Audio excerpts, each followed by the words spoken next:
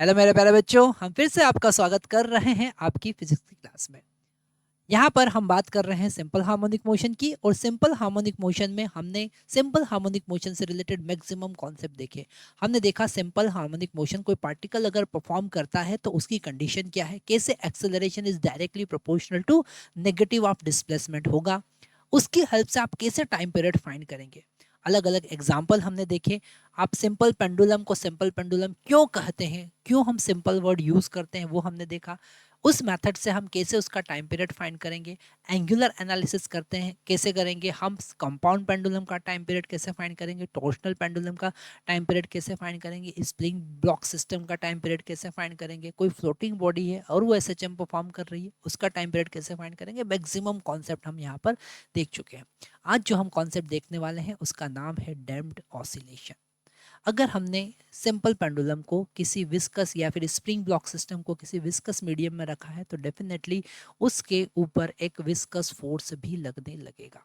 ठीक है, तो यहाँ पर हम अगर एक स्प्रिंग ब्लॉक सिस्टम लेते हैं, है ना, हमने यहाँ पर एक स्प्रिंग ब्लॉक सिस्टम लिया। मान लेते हैं कि यहाँ एक स्प्रिंग से एक ब्लॉक को हमने कनेक्ट किया। ओके, और यहाँ पर अगर हम फोर्स की बात करेंगे तो इस पे रीस्टोरिंग फोर्स जो लगेगा वो के एक्स लगेगा, ये हमने देखा था। ठीक है, पर अगर यही ब्लॉक हमने एक विस्कस मीडियम में रख दिया, अभी यहाँ पर हम कोई मीडियम कंसिडर नहीं कर रहे थे, अब हमने यहाँ पर एक विस्कस मीडियम में इसी ब्लॉक को इमर्ज कर दिया, मान लेते हैं वाटर में इमर्ज कर दिया। तो यहाँ पर इसके इसके मोशन के अपोजिट डायरेक्शन में, अगर ये डाउनवर्ड मूव कर रहा है तो अपवर्ड डायरेक्शन में, और अपवर्ड मूव कर रहा है तो डाउनवर्ड डायरेक्शन में, मोशन के अपोजिट डायरेक्शन में एक विस्कस फोर्स भी लगने लग जाएगा। एक विस्कस फोर्स लगने लग जाएगा, एक ड्रैग फोर्स लगने लग जाएगा, और उस विस्कस फोर्स को हम कहेंगे, हम रिप्रेजेंट करेंगे माइनस बी इंटू वी। हमेशा ध्यान रखना है कि जब कभी हम फ्रिक्शन की बात करें, हम एयर रेजिस्टेंस की बात करें, हम ड्रैग की बात करें, हम विस्कस फोर्स की बात करें, ये सारे फोर्स जो होते हैं वो वेलोसिटी के डायरेक्टली प्रोपोर्शनल होते हैं। सारे फोर्स जो होते हैं वो वेलोसिटी के डायरेक्टली प्रोपोर्शनल होते हैं। और प्रोपोर्शनलिटी का कांस्टेंट जब हटाते हैं तो बी, यहाँ प्रोपोर्शनलिटी का साइन जब हटाते हैं तो एक कांस्टेंट आता है बी, और उसे हम कहेंगे डैम्पिंग कोफिशिएंट। क्या कहेंगे? Damping coefficient. इसे हम कहेंगे डैम्पिंग कोफिशिएंट। ठीक है, डैम्पिंग कोफिशिएंट। ठीक है, क्योंकि इसके कारण उसका जो एम्पलीट्यूड है वो धीरे धीरे धीरे धीरे डिक्रीज होगा, और फाइनली कितना हो जाएगा? जीरो हो जाएगा। और प्रैक्टिकली जो भी हम अर्थ एटमॉस्फेयर के अंदर, हमारी अर्थ सरफेस पे जो भी प्रैक्टिकल एसएचएम हम देखते हैं वो डैम्प्ड ऑसिलेशन ही होता है। यहाँ पर अगर हम इसके एम्पलीट्यूड की बात करें, थोड़ा सा कॉन्सेप्ट हम एडवांस में अभी पढ़ रहे हैं। अगर यहाँ पर हम एम्पलीट्यूड की बात करें, उसके डिस्प्लेसमेंट की बात करें, तो उसके डिस्प्लेसमेंट का एम्पलीट्यूड जो है वो एक्सपोनेंशियली डिक्रीज होगा। वो एक्सपोनेंशियली क्या होगा? डिक्रीज होगा। यहाँ पर एक्सपोनेंशियली डिक्रीज होके वो, तो ये जो एसएचएम है वो क्या होगा? धीरे धीरे डिक्रीज होगा। ठीक है, यहाँ पर इसे हम प्रूफ करने के लिए कॉन्सेप्ट देखेंगे विस्कस फोर्स का, हम कॉन्सेप्ट देखेंगे डैम्पिंग कोफिशिएंट का। अगर यहाँ पर अब हम नेट फोर्स फाइंड करें तो नेट फोर्स क्या होगा? अगर हम यहाँ पर नेट फोर्स फाइंड करें तो हमारे पास में होगा माइनस के इंटू एक्स, है ना, जो कि एसएचएम के कारण, और माइनस बी इंटू वी जो कि फ्रिक्शन या फिर विस्कस फोर्स के कारण। तो ये जो है वो है विस्कस फोर्स, विस्कस फोर्स। ठीक है, अब ध्यान से आगे आपको समझना है कि यहाँ पर इस नेट फोर्स को हम लिख सकते हैं mass into acceleration, that is equal to minus के into x minus B into V. ठीक है, हमको पता है एक्सेलरेशन को अगर हम एक्सेलरेशन को इन टर्म्स ऑफ डिफरेंशिएशन लिखना चाहे तो हम लिख सकते हैं m into D square x by D T square is equal to minus के इंटू एक्स माइनस बी, और वेलोसिटी को लिख सकते हैं d x by D t. इस इक्वेशन को अगर हम अरेंज करते तो हमको मिलता है m into D square x by D T square plus b into D x by D T plus K into X equal to zero. और ये जो इक्वेशन मिला है अगर इसको और थोड़ा सा हम अरेंज करें, m से हम डिवाइड कर देते हैं तो हमको मिलता है D square x by D T square plus B by M into D x by D T plus K by M into X that is equal to 0। Okay, और यहाँ पर ये जो इक्वेशन मिला है इसे हम कहेंगे second order linear differential equation. क्या कहेंगे? Second order linear differential equation, linear differential equation. और यहाँ पर सेकंड ऑर्डर इसलिए कहा क्योंकि यहाँ पर हाईएस्ट डेरिवेटिव है वो सेकंड डेरिवेटिव है, और लीनियर क्योंकि हाईएस्ट डेरिवेटिव का जो पावर है वो 1 है, तो second order linear differential equation इसे हमने कहा। और अगर हमें इस टाइप की लीनियर इक्वेशन को सॉल्व करना होता है तो हम ऑक्सिलरी इक्वेशन से सॉल्व करते हैं। ये थोड़ा सा एडवांस मैथमेटिक्स में हम समझेंगे, अभी हम इसके बारे में बात नहीं कर पाएंगे, पर इसका जो सॉल्यूशन होगा अगर हम इस second order linear differential equation को सॉल्व करते हैं तो जो हमको सॉल्यूशन मिलेगा वो सॉल्यूशन हमको एक्सपोनेंशियल और साइनसोइडल टर्म दोनों के कॉम्बिनेशन में मिलेगा। ठीक है, तो यहाँ पर अगर हम इसे सॉल्व करते हैं तो हमको मिलेगा x equal to a e raise to power minus b divided by 2m into t into sine omega d t. ठीक है, अब ये minus b by 2m into e raise to power जो है, तो अब जो इफेक्टिव एट टाइम t जो एम्पलीट्यूड होगा, ठीक है, अगर हम इन दोनों को कंबाइन करें, इसके लिए हम नेक्स्ट स्लाइड पर पहुंचते हैं। हमारे पास में जो इक्वेशन मिला x वो मिला a e raise to power minus 2 minus b divided by 2m into sine omega d t. Okay, ये जो हमारे पास में e raise to power minus 2m into t sine omega d t आया है, ये उसी इक्वेशन से आया है, डिफरेंशियल इक्वेशन से आया है, D square x by D T square plus B divided by M into D x by D T plus K by M is equal to 0, है ना। जब इसके हम रूट्स फाइंड करेंगे, मतलब कि इस D square by D T square को अगर हम ऑक्सिलरी इक्वेशन कन्वर्ट करें, जो कि अभी हमारे सिलेबस में नहीं है, पूरा इंजीनियरिंग मैथमेटिक्स का काम है, पर अभी हमारे पास इस इक्वेशन को सॉल्व करना है, तो उसके लिए हम थोड़ा सा कॉन्सेप्ट समझ लेते हैं। एक ऑक्सिलरी इक्वेशन हम फाइंड करेंगे, और ऑक्सिलरी इक्वेशन में यहाँ पर D square by D T को हम लिख सकते हैं D square plus B by M into D plus K by M into X equal to 0। ठीक है, और यहाँ पर ये ऑक्सिलरी इक्वेशन बनी, ये क्वाड्रेटिक इक्वेशन हमारे पास बना, जिसके मैं अंडरलाइन कर रहा हूँ।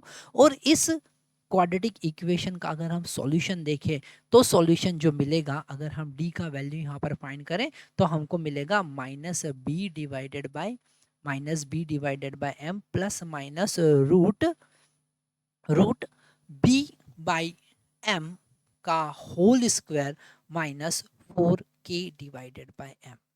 ठीक है, डिवाइडेड बाई 2, यही d का वैल्यू मिलेगा, और इस d के वैल्यू के अकॉर्डिंग हमारे पास ये कोफिशिएंट मिलेंगे। तो यहाँ पर d, वैसे इसे हम m से रिप्रेजेंट करते हैं, पर यहाँ पर चूंकि m कंबाइन हो जाएंगे इसलिए हम d ही यहाँ पर ले रहे हैं। तो यहाँ पर अब अगर इसे थोड़ा सा अरेंज करें, यहाँ पर चूंकि ये जो वैल्यू है ये नेगेटिव आएगी, जब हम प्रैक्टिकली बात करते हैं तो ये नेगेटिव वैल्यू हमको मिलती है। तो d का value minus B divided by 2m plus minus i, है ना। यहाँ पर इमेजनरी नंबर की हम बात कर रहा हूँ, i का मतलब इमेजनरी नंबर, और ये हो जाएगा k divided by m minus B divided by 2m का होल स्क्वायर। यहाँ पर से माइनस और 4 मैंने कॉमन लिया है और डिनोमिनेटर के 2 से कैंसिल कर दिया है। तो ये जो है that is equal to alpha, alpha का वैल्यू है minus B divided by 2m, that is called damping ratio. इसको हम क्या कहेंगे? डैम्पिंग रेशो, इसको हम कहते हैं डैम्पिंग रेशो। ठीक है, डैम्पिंग रेशो। और यहाँ पर b जो है उसको हम कहेंगे डैम्पिंग कोफिशिएंट। क्या कहते हैं? Damping coefficient. अगर हम काइनेमेटिक्स की बात कर रहे हैं तो इसे हम कहेंगे डैम्पिंग कोफिशिएंट। ठीक है, यही क्या करता है, डैम्प्ड ऑसिलेशन प्रोवाइड करता है, मतलब कि ऑसिलेशन का एम्पलीट्यूड धीरे धीरे धीरे धीरे डिक्रीज होता जाता है, उसे हम कहेंगे डैम्प्ड ऑसिलेशन, डैम्प्ड ऑसिलेशन का कोफिशिएंट। यहाँ पर k/m जो है वो हमारा नेचुरल फ्रीक्वेंसी है ना, जो हमारे पास जनरली सिंपल हार्मोनिक मोशन में आता ही है। k/m रूट के स्क्वायर जो होगा, इस ओमेगा नॉट को हम कहेंगे नेचुरल फ्रीक्वेंसी। क्या कहेंगे, नेचुरल फ्रीक्वेंसी। ठीक है, तो यहाँ पर ये हो सकता है कि कॉन्सेप्ट हमारे बिल्कुल एग्जैक्ट क्लियर नहीं हुए हैं, पर हम थोड़ा थोड़ा यहाँ पर समझ जाएंगे कि ये वैल्यू अल्फा और इस बीटा की हेल्प से ही आता है। ठीक है, ये डी जो मिला, जो कि कॉम्प्लेक्स मिला, alpha plus minus i into beta, तो अल्फा यहाँ पर ई रेज टू पावर और beta omega d. Omega d जो है that is called damping frequency, और वो हमको मिला k/m minus B divided by 2m whole square. ठीक है, या फिर इसे हम लिख सकते हैं omega d is equal to omega naught minus b/2m, जो कि अल्फा है, ओके, और इसका रूट। ठीक है, और इसे हम कहेंगे डैम्पिंग फ्रीक्वेंसी। क्या कहेंगे, डैम्पिंग फ्रीक्वेंसी। ठीक है, डैम्पिंग फ्रीक्वेंसी। तो ये सारी वैल्यूज जो है, सारे कॉन्सेप्ट हमको समझना बहुत ज़्यादा जरूरी है अगर आप डैम्प्ड ऑसिलेशन के लिए जा रहे हैं तो। और होल सोल जो हमारे पास फाइनल रिजल्ट आया, वो फाइनल रिजल्ट हमारे पास में आया है a e⁻⁻b divided by 2m into T. अगर हम बात करें इंस्टेंटेनियस एम्पलीट्यूड की, हम यहाँ पर बात करें amplitude at any instant T, किसी टाइम टी पर अगर एम्पलीट्यूड देखें ए डैश, तो वो हमको मिलेगा a e⁻⁻b divided by 2m into T.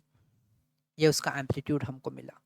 ठीक है, इसे थोड़ा सा ग्राफिकली और हम यहाँ पर समझते हैं कि अगर हमने ये फर्स्ट वाला टर्म मतलब e⁻⁻b डिवाइडेड बाई 2m को प्लॉट किया, तो हमको ऐसा एक्सपोनेंशियली डिक्रीजिंग कर्व मिलता है।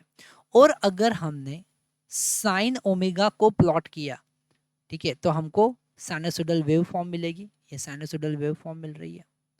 ठीक है, अगर हम इन दोनों का मल्टीप्लाई करते हैं, अगर हम इन दोनों का मल्टीप्लाई करते हैं, तो हमको यहाँ पर डैम्प्ड ऑसिलेशन मिलने लग जाएंगे, मतलब x हमको मिलने लगेगा, और वो जो होगा वो एक्सपोनेंशियली डिक्रीजिंग होगा। कैसा होगा, एक्सपोनेंशियली डिक्रीजिंग होगा। अगर इन दोनों का मल्टीप्लाई करते हैं तो हमको ग्राफ जो मिलेगा वो ऐसा एक्सपोनेंशियली डिक्रीजिंग मिलेगा। तो एम्पलीट्यूड जो है वो डिक्रीज हो रहा है।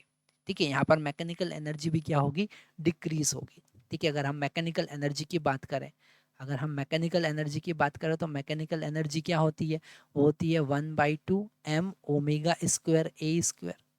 ठीक है, पर यहाँ पर अगर हम इंस्टेंटेनियस मैकेनिकल एनर्जी की बात करें किसी टाइम t पर, तो वो होगा 1/2m omega square A square e⁻⁻2b divided by 2m into T.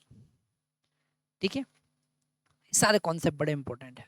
तो इसे हम कहेंगे डैम्प्ड ऑसिलेशन, और ये एक्सपोनेंशियली डिक्रीजिंग होगा। ये भी आपको लिख लेना चाहिए, इट इज एक्सपोनेंशियली डिक्रीजिंग। इसे हम लिखेंगे एक्सपोनेंशियली डिक्रीजिंग। ठीक है, तो यहाँ पर एम्पलीट्यूड, ये जो एक्सप्रेशन हमने लिखा है एम्पलीट्यूड का इंस्टेंटेनियस, ये बड़ा इंपॉर्टेंट है, इससे रिलेटेड ही न्यूमेरिकल बनेंगे।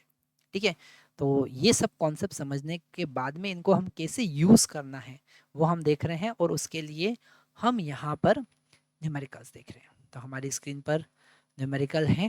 ठीक है, एक बार थोड़ा सा हम रिवाइज कर लेते हैं। हमने यहाँ पर जो इक्वेशन देखा उसमें हमने एक डैम्पिंग फोर्स भी लगाया, हमने एक डैम्पिंग कोफिशिएंट, और वो हमेशा वेलोसिटी पर डिपेंड करता है। आप फ्रिक्शन फोर्स की बात करें, आप ड्रैग की बात करें, आप विस्कस फोर्स की बात करें, सब ये वेलोसिटी पर डिपेंड करता है और मोशन के अपोजिट डायरेक्शन में लगता है। और उससे हमने यहाँ पर second order differential equation derive किया, और उसका सॉल्यूशन हमने देखा। तो सॉल्यूशन जो है वो कुछ ऑक्सिलरी इक्वेशन के टर्म में हम फाइंड करते हैं। ये भले ही आप नहीं समझे हैं, पर यहाँ पर सॉल्यूशन कैसे आया है वो आपको समझना बहुत ज़्यादा जरूरी है।